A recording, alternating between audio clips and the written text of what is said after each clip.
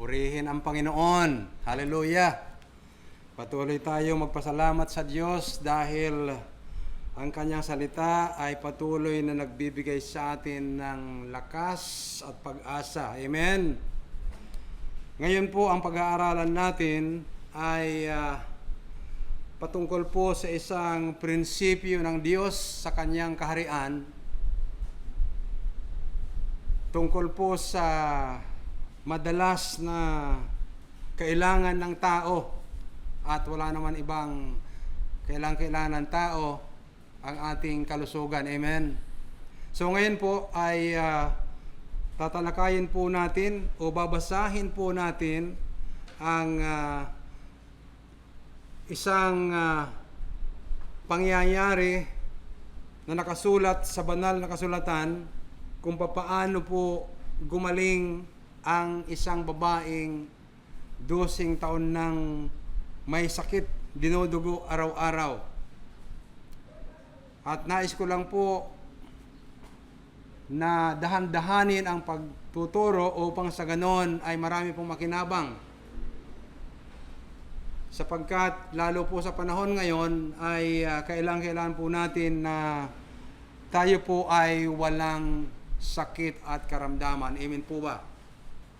Subalit bago po tayo magsimula, hayaan mong tayo po ay manalangin, humingi tayo ng kaalaman, karunungan, gabay sa Banal na Espiritu Santo. Tayo po ay manalangin.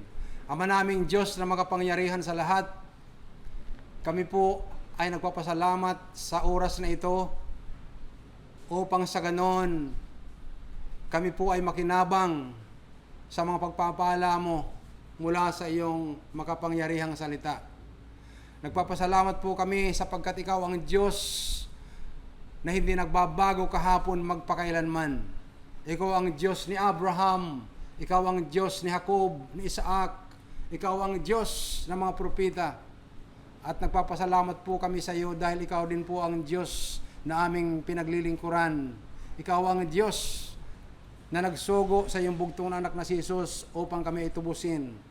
Nagpapasalamat din po kami, Lord Jesus, sa iyong dakilang sakripisyo ng katubusan, sapagkat dahil sa banal mong dugo na bobo, kami po ay iyong pinatawad sa aming mga kasalanan, kami po ay iyong hinugasan sa aming mga karumihan, at patuloy mo kaming pinapatawad kapag kami nagkakasala, at patuloy mo rin kaming nililinis ng banal mong dugo kapag kami ay narurumihan. Maraming salamat po sa buhay na walang hanggan. Maraming salamat po, Panginoon, sa kapangyarihan ng banal mong dugo. No, kami ay palagi pong nasa ilalim ng iyong proteksyon. Salamat po. Inaangkin din po namin, ngayon pa lamang inaangkin namin ang total na kagalingan sa aming physical na katawan sapagkat nasusulat na dahil sa mga latay na tinanggap mo sa iyong katawan, nagsigaling kami. So maraming salamat po, Panginoon. Hayaan mo po ang bawat makikinig, ang bawat manunood sa live teaching na ito ay makinabang.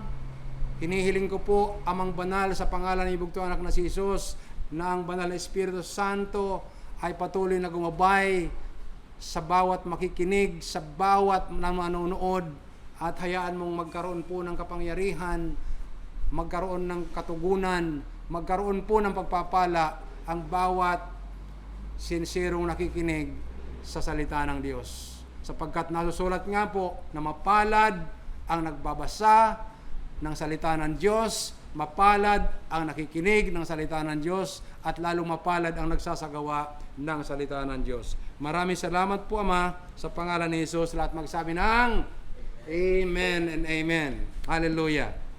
So kukunin po natin ang sinasabi nating kasaysayan ng babaeng pinagaling ng Panginoong Hesus mula po sa aklat ni San Marcos, Kapitulo 5 mula talatang 21 hanggang 34. Ito po ang sinasabi. Muling tumawid si Jesus sa ibayo. Nasa baybay pa lang siya ng lawa, pinagkalipunpunan na siya ng napakaraming tao. dumating ang isang lalaking nagngangalang Jairo, isang tagapamahala ng sinagoga. Pagkakita kay Jesus, siya'y nagpatira pa sa kanyang paanan at ang samo, "Agaw buhay po ang aking anak na dalagita. Kung maaari po, sumama kayo sa akin. Ipatong ninyo sa kanya ang inyong kamay upang siya'y gumaling at mabuhay." Sumama naman si Jesus at sinundan siya ng napakaraming taong nagsisiksikan. Ano pat halos maipit na siya. May isang babae roon na 12 taon nang dinudugo at lubhang nahihirapan. Marami ng manggagamot ang tumingin sa kanya at naubos na sa kapagagamot ang kanyang ari-arian. Ngunit hindi napabuti kahit kaunti, bagkus ay lalong lumubha. Narinig niya ang sinasabi ng mga tao tungkol kay Jesus. Kaya't sinabi niya, nakipagsiksikan siya hanggang sa makalapit sa likuran ni Jesus. At hinipo niya ang damit nito, sapagkat sinabi niya sa sarili, "Mahipo ko lang ang kanyang damit ay gagaling na ako." Biglang tumigil ang kanyang pagdudugo at naramdaman niyang magaling na siya. Naramdaman naman ni Jesus na may kapangyarihang lumabas sa kanya. Kaya't bumaling-baling siya sa mga tao at nagtanong, "Sino ang umipo sa akin?" Sumagot ang kanyang mga alagad, "Nakita po ninyong nagsisiksikan ang napakaraming tao. Bakit itinatanong ninyo kung sino ang humipo sa inyo?" Subalit patuloy na lumilinga-linga si Jesus, hinahanap ang humipo sa kanya. Palibhasa'y alam ng babae ang nangyari. Siya'y nanginginig sa takot na lumapit kay Jesus at nagpatira pa at ipinagtapat ang buong katotohanan. Sinabi niya kay Jesus, sinabi sa kanya ni Jesus, "Anak, pinagaling ka ng iyong pananalig sa akin. Umuwi ka na at ipanatag mo ang iyong kalooban. Lubusan ka ng magaling sa iyong karamdaman." Samantalang nagsasalita pa si Jesus, may ilang dumating mula sa bahay ni Jairo. "Patay na po ang anak ninyo." Sabi nila, "Bakit pa ninyo aabalahin ang guro?" Hindi pinansin ni Jesus ang kanilang sinabi. Sa halip ay sinabi niya sa tagapamahala, "Huwag kang mabagabag, manalig ka." At wala siyang isinama kundi si Pedro at ang magkapatid na Santiago at Juan. Nang dumating sila sa bahay ng tagapamahala, nakita ni Jesus na gulong-gulo ang mga tao. May mga nananangis pa at nananaghoy. Pagpasok niya ay kanyang sinabi, "Bakit kayo nagkakagulo at nananangis? Hindi patay ang bata, natutulog lamang." Ngunit pinagtawanan siya ng mga tao. Pinalabas niya ang lahat, maliban sa ama't ina ng bata at sa 3 alagad. At sila'y pumasok sa kinaroroonan ng bata. Hinawakan niya ito sa kamay at sinabi, "Talita kumi," nang ibig sabihin, "Ining, sinasabi ko sa iyo, bumangon ka." Pagdakay, bumangon ang bata at lumakad. Siya'y 12 taon na. At namangha ang lahat. Mahigpit na pinagbilinan ni Jesus na huwag ipaalam ito kanino man at iniutos niyang bigyan ng pagkain ang bata. Purihin ang Panginoon. Salamat po, Panginoon, at alam namin na kahit patay ay binubuhay mo dahil ikaw ang nagbibigay ng buhay. At lalo na kung may sakit at karamdaman, gasino na lang kumpara sa namatay na lagi mong binibigyan ng buhay ang sino mang lumalapit. Sa iyo salamat po, Panginoon. Sa oras na ito, patnubayan mo po kami sa aming pag-aaral upang makita po namin ang mga ibang kailangan matutunan namin sa mensaheng ito. Praise the Lord. Hallelujah. So pamagatan po natin ito na God's principle, God's kingdom principle of healing. May prinsipyo po ang Diyos sa kanyang kaharian, sa kanyang mamamayan, kung paano po siya nagpapagaling at sino ang kalugod-lugod na nakikita niya upang kanyang pagalingin. So, sa oras pong ito, balikan po natin ang binasa natin sapagkat nasusulat na itong unang humingi ng tulong sa Panginoon na tagapamahala ng isang sinagoga o kumbaga sa ngayon isang church ay nag-agaw buhay yung kanyang anak na 12 years old, dalagita. At habang naglalakad sila papunta sana doon sa bahay, ay ito namang babaeng may sakit ay sinamantala na narinig niya ang Panginoong Hesus na nagpapagaling at siya ay lumapit at nakita din po natin na siya ay gumaling at pagkatapos dumating naman po itong mga katiwala ni Jairo, ang tagapangasiwa, tagapangalaga sa isang sinagoga at sinabing patay na ang bata. Subalit nabasa po natin mga kapatid, nabasa po natin mga kaibigan na ang bata ay nabuhay muli. Amen? Purihin ang Panginoon. Thank you, Lord. So dito po, makita po natin na isang prinsipyo ng Diyos sa kanyang kaharian ay kung lalapit tayo sa Panginoon ay kailangan pong mayroon tayong pananampalataya. Mayroon tayong pananalig. Kailangan mayroon tayong pananalig. Sapagkat sinasabi nga po sa Hebrew chapter 11 verse 6, Hebrew 11:6, at hindi kinalulugdan ng Diyos ang hindi nananalig sa Kanya. Sapagkat ang sino mang lumalapit sa Diyos ay dapat maniwalang may Diyos. At siya ang nagbibigay ng gantimpala sa mga humahanap sa Kanya. Sabi po sa Amplified Version, but without faith, it is impossible to please and be satisfactory to Him.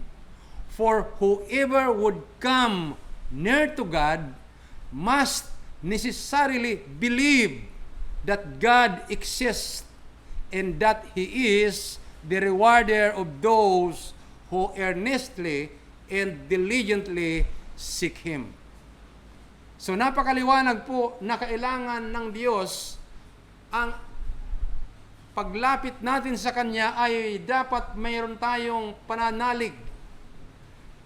Alalahanin po natin na maging ang kaligtasan na ibinigay ng Diyos sa atin, kahit po ito ay libre, walang bayad, subalit mayroon pa din po nakaakibat na pananalig ang sino mang gustong maligtas. Maliwanag po ang sinasabi sa John 3:16, gayon na lamang ang pag-ibig ng Diyos sa sanlibutan, kaya ibinigay niya ang kanyang bugtong na anak, upang ang sino man na sa kanya'y sumampalataya ay hindi mapahamak, kundi magkaroon ng buhay na walang hanggan. Sa makatuwid, maliwanag pa sikat ng araw mga kapatid, na ando doon pa rin ang kinakailangan ng Diyos. Kahit libre ang kanyang kaligtasan iginawa sa atin, mayroon din po tayo dapat na paglapit, pagtanggap na mayroong pananampalataya. Amen? Amen? But without faith, it is impossible to please God. Sabi nga sa King James Version, it is impossible to please God without faith. For he that comes to God must believe that He is, and that He is a rewarder of those who diligently seek Him. Kaya napakahalaga po, anumang bagay ang kailangan natin sa Panginoon, kailangan po ang ating pananampalataya. Tulad nitong babae. Ano pong makikita natin sa ginawa ng babae? Sabi po dito sa Marcos 5, makita po natin sa verse 25, may isang babae roon na 12 taon nang dinudugo. Grabe. At sabi nga po sa verse 26, at lubhang nahihirapan, marami nang manggagamot ang tumingin sa kanya at naubos na sa kapagagamot ang kanyang ari-arian. Siguro po, talagang sabi na ubos na, siguro pati kung may kalabaw siya, mga alagang hayop, siguro na binta na niya. Ubos na ang kayamanan, kung mayroon siyang deposito sa bangko, naubos na. At sinasabi po rito, hindi siya napabuti kahit kaunti, bagkus lalong lumala, lalo pang lumubha ang kanyang karamdaman. Subalit, ang napakaganda po dito, ito naman talaga ang karamihan ng aksyon na ginagawa ng tao. Ang napakaganda po dito, nung narinig niya ang sinasabi ng mga tao tungkol kay Jesus. So anong narinig kaya ng mga tao? Anong narinig niya sa mga tao? Marahil wala sa ibang marinig kundi ito nga, may kakatapos pa lang nangyari sa isang lugar na mayroong inaalihan ng demonyo na kahit ilang kadena ang kanyang itali ay pinuputol lang ng taong mayroong 6,000 na espiritu, masamang espiritu. So, maraming narinig niya ng mga himala at kabalaghan. Kaya sabi dito sa talatang 27, nakipagsiksikan siya hanggang sa makalapit sa likuran ni Jesus at hinipo niya ang damit nito. Sapagkat sinabi niya sa sarili, mahipo ko lang ang kanyang damit, ay gagaling na ako. Grabe. So dito po, makita natin na matapos niyang nahipo yung laylayan, sabihin ko na po, yung laylayan ng damit ng Panginoong Hesus, matapos na mahipo ng babae, ang sabi po dito sa verse 29, biglang tumigil ang kanyang pagdurugo. Tumigil. At naramdaman niyang magaling na siya. Napakaganda po ng matutunan natin dito, yung statement ng babaeng may sakit. Grabe, maliwanag po na ang kanyang pananampalataya, ang kanyang pananalig sa Diyos ay buo at hindi siya nag-aalinlangan. Sapagkat ito pong sinabi niya, mahipo ko lang ang kanyang damit, ay gagaling na ako. Ngayon, ano po ang mayroon kaya sa damit? Ano kaya ang mayroon sa damit ng Panginoon? Dahil kung hindi po natin ito aaralin, akala natin basta na lang humipo dun sa damit. Akala na lang natin kung saan lang lugar humipo o sa likod. O yung faith ba ng babae ay basta lamang makalapit sa likod at makahipo ng damit. Ito po ay napakahalaga. Hindi ko muna po yan tatalakayin ngayon sapagkat hahaba po tayo. Ang mahalaga po, ma-activate ang ating faith sa Panginoon upang sa ganon, lalo sa panahon ngayon na may mga lockdown, may mga virus na kumakalat na hindi natin nakikita ang mga kalaban natin, kailangan po tayong malakas ang ating pananampalataya sa Diyos at angkinin na anumang sakit at karamdaman, kapag buo ang ating pananampalataya, ay gagaling po tayo. Amen? Amen? Gagaling po tayo. So, sabi naman ni Jesus dito po sa talatang 30, Marcos 5:30, naramdaman naman ni Jesus na may kapangyarihang lumabas sa kanya, kaya't bumaling siya sa mga tao at nagtanong, sino ang humipo sa akin? Sumagot ang kanya mga alagad, nakikita po ninyong nagsisiksikan ang napakaraming tao. Bakit itinatanong niyo kung sino ang humipo sa inyo? Subalit patuloy na luminga-linga si Jesus at tinahanap kung sino ang humipo sa kanya. Verse 33, palibhasa'y alam ng babae ang nangyari, siya'y nanginginig sa takot na lumapit kay Jesus, nagpatira pa at ipinagtapat ang buong katotohanan. Sinabi sa kanya ni Jesus, anak, pinagaling ka ng iyong pananalig sa akin. So nakita po ninyo yan? Ang palagi sinasabi ng Panginoong Hesus kapag siya'y nagpapagaling, ang lagi po niya sinasabi, pinagaling ka dahil sa iyong pananalig sa akin. Dito po ay napakalinaw na kailangan ang pananalig natin sa Panginoon. Ngayon, totoo nga po ba? Sabihin na po natin, totoo nga po ba na hindi alam ng Panginoong Hesus na ang babaeng gumaling ay humipo sa laylayan ng kanyang damit? Ako po ay hindi naniniwala na hindi alam ng Panginoong Hesus sapagkat nasusulat na ang lahat ng bagay ay alam ng Diyos. Lahat ng bagay, wala pong maililihim natin sapagkat nasusulat, ang lahat ay hayag sa Kanya. Walang tayong maitatago sa Kanya. So, alam ko pong sinabi ito ng Panginoon. Alam ko pong ginawa ng Panginoon ito na tanungin kung sino ang humipo sa Kanya upang magkusang lumabas ang babae at magpatotoo sa ginawa ng Panginoon sa Kanya. Magpatotoo sa madla na ang Diyos ay napakabuti sa mga lumalapit sa Kanya. Amen? Bakit ko po nasabi yon? Sapagkat dito po sa Lucas chapter 8 verse 47, nang malaman ng babae na hindi pala nalingid ang kanyang ginawa, ay nanginginig na lumapit at nagpatira pa sa paanan ni Jesus. Pagkatapos, pakinggan po niyo ito, pagkatapos sinabi niya sa lahat ng naroroon kung bakit niya hinipo ang damit ni Jesus at kung paano siya gumaling agad.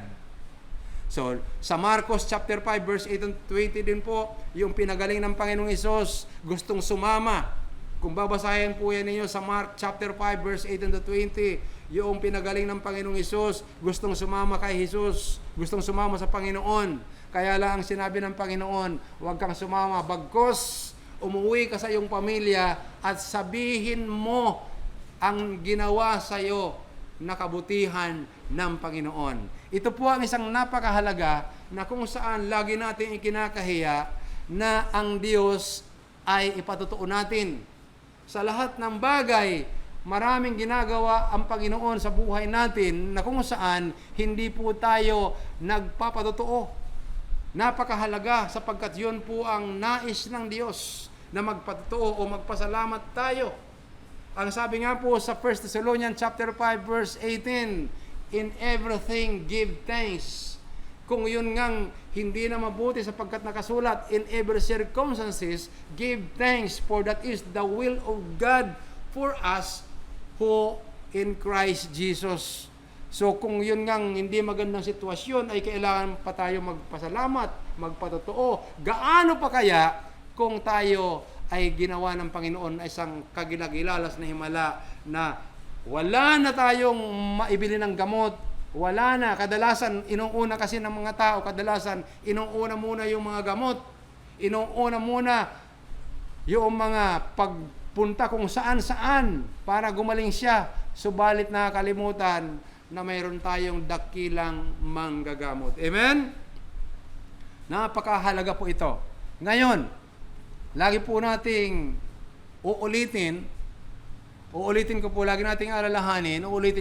na kailangan, anuman ang iyong kailangan sa Panginoon, anuman ang problema mo, maging ito man ay sakit, karamdaman, anuman itong pinoproblema mo sa buhay, isa lamang po ang makapagbibigay ng kalutasan niyan. Walang iba kundi ang ating Panginoong Jesucristo. Walang iba. Amen? So mag-concentrate po tayo ngayon sa pananalangin sa mga may sakit. Dahil ito na marahil ang panahon na maituro ito dahil sinasabi ng mga ibang mga kaibigan natin, mga friend natin sa Facebook, sa Messenger, sinasabi niya, Pastor, magturo naman kayo tungkol sa kagalingan, tungkol sa pagpapagaling ng Panginoon. So medyo matagal-tagal na po yung sinasabi, subalit ngayon lamang nabigyan ng panahon sapagkat ito ang panahon ng Panginoon upang ituro sa inyo ito. So ano ang mga dapat nating gawin?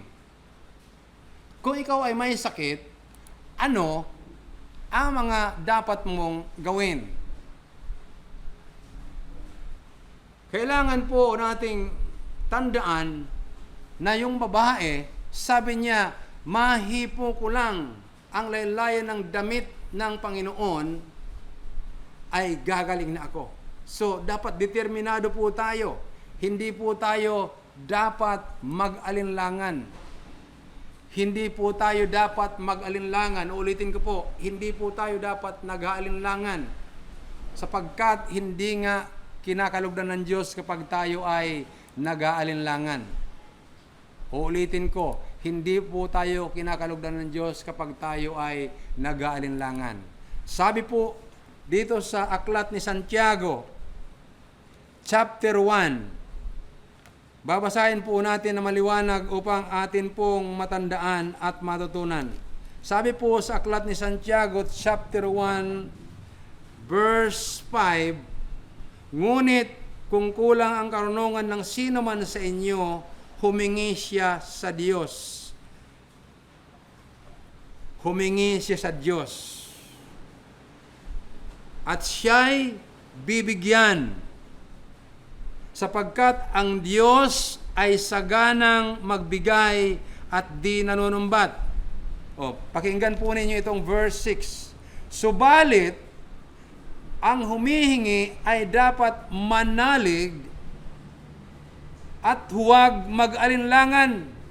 Sapagkat ang nag-aalinlangan ay parang alon sa dagat na itinataboy ng hangin kahit saan. Dito po sa verse 7, napakaliwanag. Huwag umasang tatanggap ng anuman mula sa Panginoon ang taong pabago-bago ang isip at di alam kung ano ang talagang ibig. So napakahalaga po na kung tayo ay hihingi sa Panginoon, halimbawa, lalo na sa kagalingan, kailangan manalig ka at humingi ka sa Panginoon. At ang paghingi mo, huwag kang mag-alinlangan. Sabi po ng kasulatan, sapagkat ang nag-aalinlangan ay hindi tatanggap. Ang nag-aalinlangan ay huwag umasang tatanggap mula sa Panginoon. So napakaganda po na mga talata nagpapaalala sa atin. Ngayon, mga kaibigan, mga kapatid, na mga minamahal na nakikinig o nanonood sa live teaching na ito, sino po ba sa inyo ang mayroong karamdaman? Sino po ba sa inyo ang mayroong may sakit? O sabihin nang kung hindi man ikaw, pamilya mo, kaibigan mo, or kung hindi man ikaw ang personal na may sakit, pwede mo itong gamitin upang i-share sa kanya. At siya po ay gagaling dahil sa kanyang pananampalataya, dahil sa kanyang pananalig sa Diyos. So anong gagawin mo? Magpipray po ako ngayon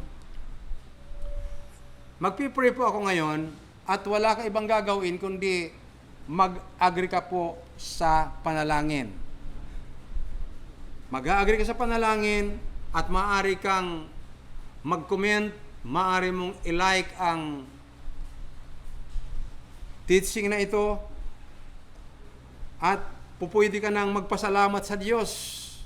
Positive na magpasalamat ka sa Diyos kahit medyo sabi mo hindi pa ako gumagaling. Kahit na hindi yung panaramdaman gaanong gumaling ka na, magpasalamat ka na sapagkat ang Diyos ay nalulugod sa mga taong nagpapasalamat na kaagad.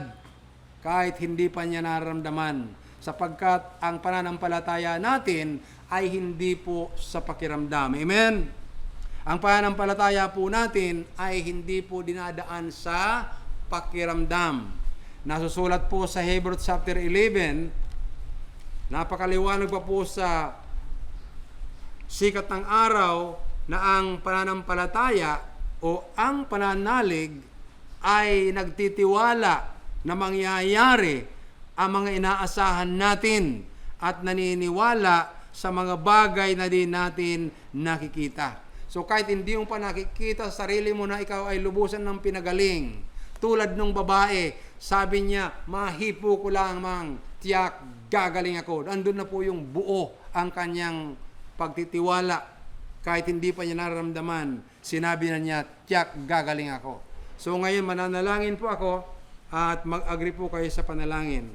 Sapagkat kailangan lang po ang agreement, sapagkat nasusulat sa banal na kasulatan na kapag nag-agree ka, o nagsabi ka man lang ng Amen Lord, naniniwala ako Panginoon, tiyak ang Diyos ay kikilos sa iyong buhay. Maraming salamat. So tayo po ay mananalangin. Kung kayo po ay nakikinig ngayon dyan o nakikita ninyo ito, maaari po ninyong ilagay ang iyong kamay sa lugar ng iyong katawan na may sakit. Kung lalo yan, ikaw mayroong sakit ang batok o yan nga, na may sakit sa batok. So ilagay mong kamay mo sa batok mo at yung iba naman, kung masakit ang tiyan, likod, mayroon dyan, may masakit ang mga tuhod, ilagay mong kamay mo dyan, yung ibang masakit ang paa, abutin mo yun hanggat magagawa mo maabot, ikaw na mismo maglihands, sapagkat yan ang kinakailangan ng Panginoon. Kung ikaw ay may karamdaman sa iyong tiyan, ipatong mo ang iyong kamay, sapagkat napakahalaga niyan kung saan na parang itinuturo mo na kay Lord, Lord, dito po Panginoon, ang mayroon akong problema. So, nagkakaintindihan po ba tayo?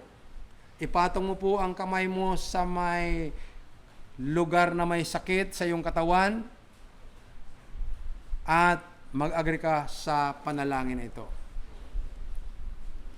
Panginoong Hesus, sa oras na ito, ipinapahayag ko po ang iyong kaharian sa sino mang nanonood o nakikinig ng panalangin na ito. Ipinapahayag ko na maghari ang iyong kapangyarihan sa lugar o sa bahay at sa buhay na nakikinig. Dinideklara ko po ang iyong kaharian. Your kingdom come. Your will be done. Doon po sa mga nananalig, mangyari ang iyong kalooban, Panginoon. Sapagkat, ayon po sa nasusulat sa Revelation chapter 21, Lord, nakita po namin na sa iyong kaharian ay walang may sakit. Sa iyong kaharian, Lord, walang may karamdaman. Sa iyong kaharian, wala nang pag-iyak. So ngayon pa lamang po, sinasanay na namin ang mga nababasa namin.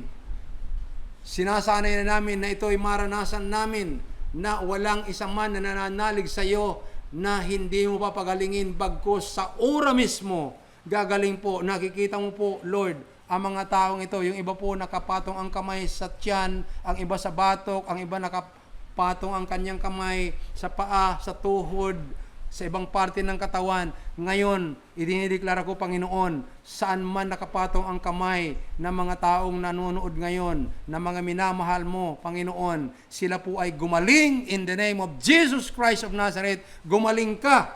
Ano man ang iyong naramdaman, saan mang lugar sa iyong katawan, inuutos ko sa espiritu ng sakit na yan na umalis ka sa katawan na yan in Jesus' name. In the name of Jesus. So may nakikita na ako ngayon na nagpapasalamat na kung ikaw ay nakaramdam na kaagad ng kagalingan, taas mo ang iyong kamay at sabihin mo, thank you Lord, salamat Panginoon, thank you Lord, magaling na ako, magpasalamat ka. At pagkatapos ikaw nagpapasalamat, hayaan mo kapatid na patuloy mong tawagin ang Panginoon sa anumang oras, pasalamatan mo siya, sabihin mo, napakabuti mo Panginoon, at hayaan mong siya lamang paglingkuran mo. At ngayon, sa sino mang gumaling, kailangan po kayong mag-comment, kailangan kayong mag-like, Dahil kung mayroon man po kayong mga ibang katanungan pa, kung mayroon pa kayong ibang request ng tungkol sa healing, mag-message lang po kayo sa aking messenger. At kayo po ay sasagutin ko at patuloy ko po kayong ipag-pray. At kung ano man ang iyong mga prayer requests, ipananalangin ko po yan.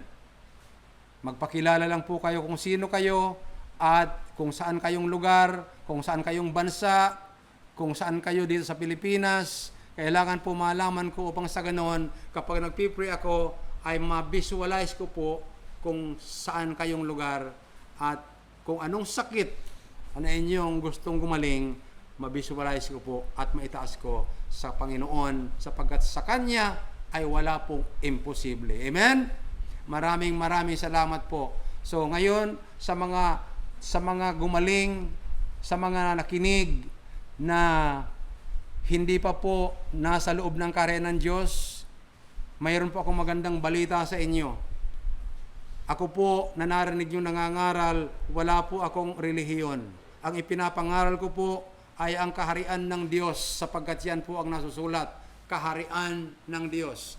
Naalala po inyo kung inyo pong narinig, sinabi ng Panginoon sa Lord's Prayer, Our Father, who art in heaven, hallowed be your name, your kingdom come, your will be done on earth.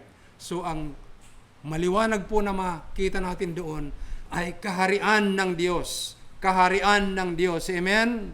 Kaya nga po sinabi ng Panginoong Hesus, seek first the kingdom of God and His righteousness, and all these things shall be added unto you. So kaharian po. Kaharian po ang pinapangaral natin at sa loob ng kaharian, lalo na sa pagdating ng Panginoong Hesus, hindi na po natin kailangan pa ang relihiyon. Kung nagnanais ka ng kaligtasan, andyan po ang Panginoong Hesus, nakasulat po yan sa John chapter 3 verse 16. For God so loved the world that He gave His only begotten Son, that whosoever believe in Him should not perish but have everlasting life. Nasulat din po sa Acts chapter 4 verse 12 na walang ibang pangalan sa silong ng langit na ibinigay ng Diyos na sukat ikaligtas ng tao kundi ang pangalan lamang ng Panginoong Hesus. Gusto mo po ba na ikaw ay yun nga ang kadalasan na narinig na sa tao, gusto nila pumunta sa langit, walang ibang daan kundi ang atin pong Panginoong Hesukristo. Nakasulat po sa John chapter 14 verse 6, sinabi ng Panginoong Hesus na siya lamang ang daan, siya lamang ang katotohanan, siya lamang ang buhay at walang makakapunta sa Ama kundi sa pamamagitan niya. Naghahanap ka ba ng tagapamagitan? Maliwanag po sa sikat ng araw na wala ng ibang tagapamagitan sa Diyos at sa tao kundi ang Panginoong Hesukristo. Yan po ay makikita ninyo kapatid sa 1 Timothy chapter 2 verse 5. So napakaganda po. Naghahanap ka ba talaga? Naghahanap ka pa ba talaga ng totoo at tunay na Diyos? Napakaliwanag po. Kumuha ka ng Bible po ninyo, kumuha ka ng scripture ninyo, basahin mo po sa 1 John chapter 5 verse 20. Maliwanag po, babasahin ko na po sa inyo, baka wala po kayong makuhang Bible. 1 John chapter 5 verse 20. At nalalaman nating naparito ang anak ng Diyos at binigyan niya tayo ng pagkaunawa upang makilala natin ang tunay na Diyos at tayo'y nasa tunay na Diyos sa kanyang anak na si Hesukristo. Ito ang tunay na Diyos at buhay na walang hanggan. Yan po ang napakaliwanag pong nasusulat. Maraming salamat po sa mga nakinig. At ngayon po, ililid ko rin po sa panalangin. Kayo po nagnanais na makapasok sa kaharian ng Diyos. Dahil wala pong ibang gate pass, walang ibang daraanan, o kumbaga sa pag-abroad, walang ibang visa. Dahil ang kaharian ng Diyos po, kailangan mayroon kang visa sa pagpasok. Wala pong iba kundi ang ating Panginoong Hesukristo. So kung nagnanais ka at nararapat lamang na pumasok ka sa kaharian ng Diyos, sapagkat sa kaharian ng Diyos, lahat ng bagay na kailangan natin ay kompleto po. Amen? So ito po ang panalangin mo, maikling panalangin. Gayahin mo lang po ang prayer na ito sapagkat ito po ay pansamantala lamang na hindi mo pa alam manalangin. Nakasulat po sa Roma chapter 10 verse 9 and 10 na kailangan ipahayag mo sa iyong sariling labi mula sa iyong puso, kailangan po ipahayag sa iyong labi. So kaya ikaw mismo magpapahayag, sa ngayon na hindi mo pa ito alam, igaguide po kita. Kapatid, kaibigan, na nagnanais na makapasok sa kaharian ng Diyos, ito po ang sabihin mo. Sabihin mo ng malakas, Panginoong Hesus, naiintindihan ko po, Panginoon, na walang ibang nag-alay sa krus ng Kalbaryo, walang ibang nagsakripisyo, kundi ikaw po, Panginoong Hesus. Tinatanggap ko po ang sakripisyo mo na yan para sa aking kaligtasan. Lalo na po ang banal mong dugo para sa aking kalinisan. Lalo na po ang kaligtasan na inialay mo para sa amin, tinatanggap ko po yan. Hugasan mo ako ng banal mong dugo. Patawarin mo po ako sa aking mga kasalanan, sa isip, sa salita at sa gawa. Inaamin ko po na ako'y nagkakasala sa araw-araw. At tanging ikaw lamang ang makapagpapatawad sa akin sapagkat yan po ang nasusulat. Sa oras na ito, nagpapasalamat po ako, Panginoon, na ikaw lamang ang aking tagapagligtas. Na ikaw lamang ang aking manggagamot. Salamat po sa kaligtasan. Salamat sa kapatawaran. Salamat po sa buhay na walang hanggan. Ako na lamang po mananalangin. Banal na Espiritu Santo, sino man pong nanalangin na sumabay sa akin, alam mo po kung sino sila. Kayo na po, Holy Spirit, ang patuloy na maggabay sa kanila. Kayo na po, Holy Spirit, ang patuloy na magbigay sa kanila ng inspirasyon upang sila ay magbabasa ng banal na salita. Kayo na po, Holy Spirit, ang siyang mag-guide sa kanila upang sa ganun sila po ay matutong manalangin. Matuto po silang tumawag sa Diyos araw-araw. Kayo po, Holy Spirit, ang makapagpapalago sa kanila. Pakiguide na lamang po sila. Thank you, Father. Thank you, Holy Spirit. In Jesus' name, Amen and Amen. So muli po, mag-aaral po tayo sa mga susunod. Abangan lang po ninyo. Pag-aaralan po natin, ano ba ang nandoon sa laylayan ng damit ng Panginoong Hesus? Bakit ba parang nakita natin, para bang nandoon yung kapangyarihan? Ano ba ang mayroon doon? Makita po natin yan sa sunod pag-aaral natin, dahil dito po sa kasulatan, maliwanag pong nasusulat, maliwanag pong nababasa. Dito po sa Mark chapter 6 verse 56. Babasahin ko lamang po ito para makita po ninyo. Mark chapter 6 verse 56. At saan man siya dumating, si Jesus po ang tinutukoy, maging sa nayon, sa lungsod, o sa kabukiran, ay dinadala sa liwasan ang mga may sakit at isinasamo sa kanya na pahipuin sila kahit man lang sa palawit ng kanyang kasuotan. At lahat ng makahipo nito ay gumagaling. Mateo chapter 14 verse 36, ganito rin po ang mabasa natin. Hiniling nila sa kanya na ipahipo man lang sa mga may sakit kahit ang laylayan ng kanyang kasuotan, at lahat na makahipo nito ay gumagaling. Amen. Ulitin ko po. Mark chapter 6 verse 56. At saan man siya dumating, maging sa nayon, lungsod, o kabukiran, ay dinadala sa liwasan ang mga may sakit. At isinasamo kay Jesus, na pahipuin sila kahit man lang sa palawit ng kanyang kasuotan. At lahat na makahipo nito ay gumagaling. Ulitin ko rin yung Matthew chapter 14 verse 36. Hiniling nila sa kanya, kay Jesus, na ipahipo man lamang sa mga may sakit kahit ang laylayan ng kanyang kasuotan. At lahat na makahipo nito ay gumaling. Yan po ang tatalakayin natin sa susunod na pag-aaral natin. Abangan. Purihin ang Panginoon, pagpalain po kayo ng Panginoon lahat. In Jesus' name. Amen and amen. Palapakan po natin ang Panginoon. Thank you, Lord. Hallelujah. Thank you, Lord.